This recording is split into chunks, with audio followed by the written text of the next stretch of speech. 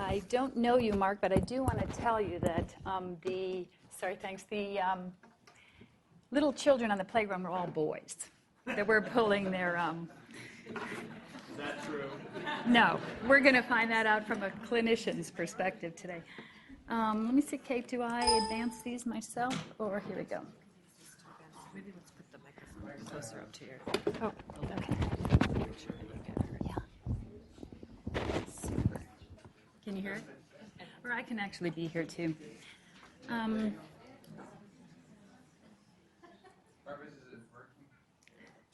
The microphone? Or my mind? Yeah, the microphone is working, yes. Or is it off here? Oh, it's on. It should be working. Okay, great. Can you hear me? So the female brain, is it unique? And if so, how is it unique from a clinician's perspective? So we know from neurobehavioral science, as you all know, that there is a premise which is supported by neuropsychological tests that women have unique aptitudes in verbal fluency, they make deep connections in friendship, and they're able to read expressions, facial expressions, and also tone of voice more accurately on these tests, a lot of them associated with functional MRI imaging, than are men. And we think that in part this may be due to the necessity for a woman in long ago times and even now to protect her young, the family, her family, and actually the community. So women have in some neuropsychological tests, superior memory skills and social cognition skills for multitasking. I think you're all probably very familiar with this well-validated test, reading the mind in the eyes test, where subjects are given a very narrow black and white picture of someone who's thinking something, and their job is to interpret what the person is thinking or feeling. Women are better than men statistically in this sphere, and they perform better on this test. And of course, the eyes are actually a very rich source of social connection. Interestingly, humans, unique among mammals, have white sclera that is visible in primary gaze, where most other mammals have white sclera, but it's only visible when the animal is looking right, left, up, or down. And this is felt to be actually perhaps something that provides nonverbal communication. The answer here, can I just see a show of hands of those who got the answer for this? And they're all women, so that is great. Mark, sit down. You're the kind that pulls the wings off of flies, so you do not get to participate in this. He's the outlier. And I'm so glad that you talked about, the studies that you're doing now between men and women. And we're going to talk a little bit about the amygdala, which is fascinating to me. But are there anatomic differences between the male and the female human brain? Yes, but by far the similarities outweigh the differences. There are a few differences, and what we're seeing now with new research in more sophisticated MRI techniques in humans is via diffusion tensor imaging, where we, as you know, are able to map the white matter connectomes between neurons. And this has actually given us support for substantiating the sexual dimorphism of the human brain. And I'm going to show you some graphics and mathematics that support this. We know that the female brain functionally is different than the male, and this may be in part due to early exposure to sex hormones, particularly estrogen and progesterone and, of course, testosterone. But there are certain clinical syndromes, both in neurology and in the cardiovascular world, that are more predominant in women than men. For example, migraine, which is 3 times more common in women than men and has a propensity to occur when the estrogen is at its nadir, and that is right before the menses. We know that serotonin transporters are lower in number in women with depression, but there are some syndromes, for example, Takotsubo's cardiomyopathy, that don't seem to have a sex hormone explanation. This is a syndrome that the name is, Takotsubo's, is a Japanese octopus trap.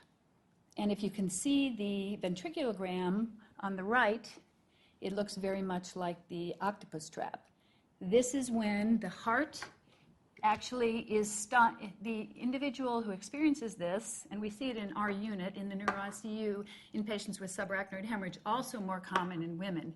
But the heart is stunned, myocardial stun it's called. It's also called the broken heart syndrome. And this occurs when there is an immediate, sudden emotional experience, either grief, sudden fear, even sudden happiness. And there is an outpouring of catecholamines so that the heart actually stops in many cases. The cardiac output drops dramatically and often fatally. If you, for example, as an aside, have a cousin that you're not particularly fond of, who is wealthy, one of the things you could do to move forward in your life is just give her a surprise party. Women are also better at flashbulb memories, including autobiographical memories. Both men and women recall events that are associated with emotion more accurately. But women are especially good at recalling autobiographical details such as a marriage proposal. Even many years later, a woman will be able to say with great vivid accuracy what the tablecloth pattern looked like. And what, do you remember? You're looking at you don't.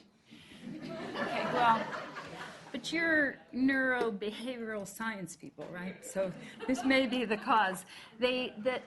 Or what the pattern of rain on the window pane. This is what women are better at remembering in vivid detail than men, and maybe, I hope to explain, based on some anatomy. You're aware, I'm sure, that in the human brain, the amygdala is larger in men than women. And of course, this is our center for emotion, and particularly the right amygdala on functional MRI studies is activated more dramatically in men that have an emotional experience and then have a physical reaction. Women less likely have a propensity to physically react to emotion than men.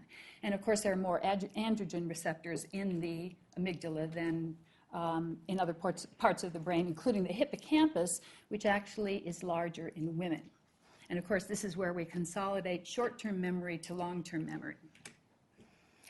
But what piqued my interest in the human female brain is actually my experience when I began a neurocritical care. I left general neurology to start a neurocritical care fellowship 6 years ago.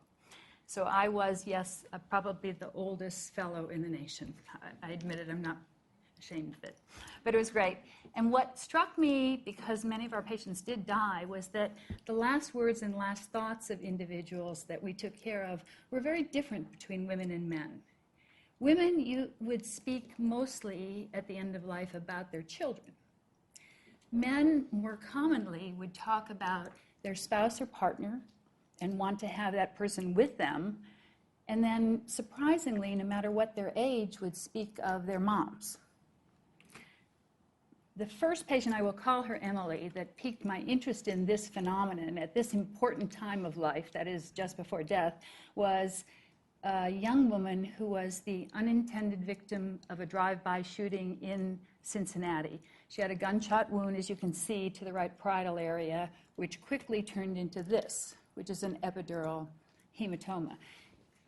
Epidural hematomas have an eerie phenomenon in a small percentage of patients that is called talk and die, because before they lose consciousness, they have a lucid period of usually just a few minutes. And during this time, they are conscious and can communicate before the hematoma swells, ICP rises, and the brain herniates. And Emily had this lucid period as she came into the emergency room. She spoke to a nurse whom she didn't know. She had a young 7-year-old son at home who didn't know yet, and she didn't know the nurse either, but her last words to the nurse were, "Take care of Connor, thunder scares him." Shortly thereafter, we had a patient come in by the name of John, who was kind of the opposite of this. He was a 89-year-old man who had subdural hematomas. So you can see on the right, he had a acute on chronic, and on the left, an acute subdural hematoma from a fall down the stairs. But he actually had his end of life orchestrated completely. He knew that he didn't want heroic measures. He did not want surgery for evacuation of his hematomas. He did not want resuscitation if his heart would stop. But because he had subdural blood instead of epidural, we actually had a lot more time with him. He lived about 2 or 3 days, time for his family to come to see him. And they were surprised because he had a wife of many years and 3 grandchildren, 2 daughters.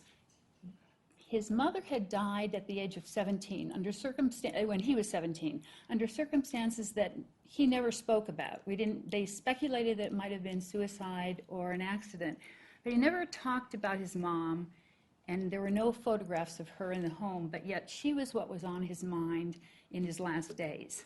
So how does neuroscience explain this? And I think, in a sense, perhaps the structural connectomes can do so, because we now know from diffusion tensor imaging that there is a variance between the female and the male brain in the architecture of the white matter connections between neurons.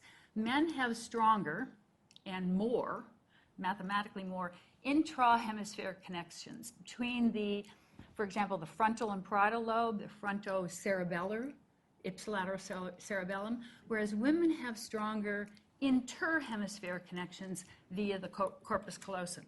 So this is from the University of Pennsylvania, a study that actually depicts it graphically. The upper brain is male, the lower brain is female, and the blue is the intrahemispheric connections, the orange, the inter.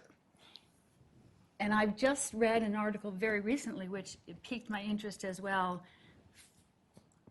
performing the same DTI studies in transsexual individuals. Those that were male to female before hormonal therapy had stronger interhemispheric connections than they did intra. Whether or not that's congenital or acquired, we don't know as yet. What is the significance of this?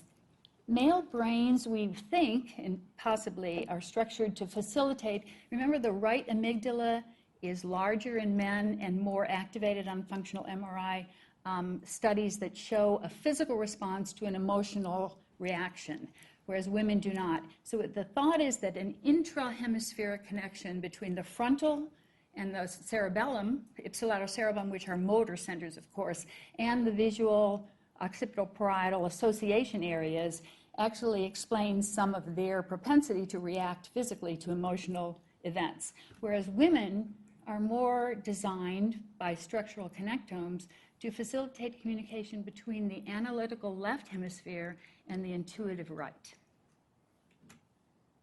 And these structural connectomes do correlate with behavioral studies in that women, as I said, in many tests of word and face memory, social cognition, outperform men.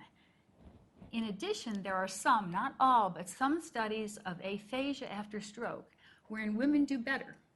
And it may be, or it's postulated, that it's because women have a less exclusive lateralization of their dominant language center in the dominant hemisphere. And so their brain is, in a sense, more plastic, and they suffer less because of not extreme laterality.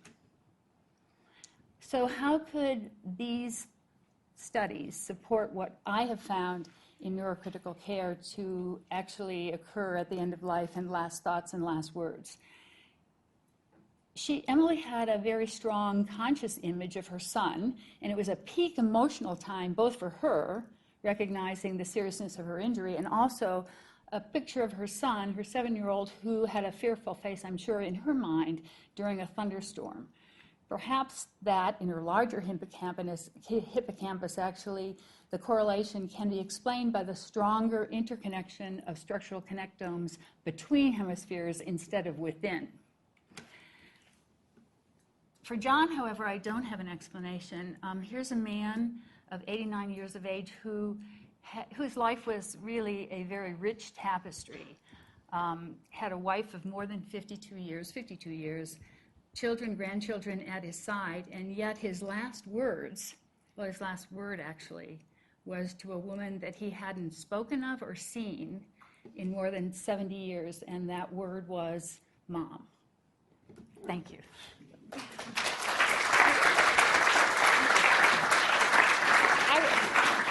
I was thinking I should maybe end this with call your mother, but I didn't.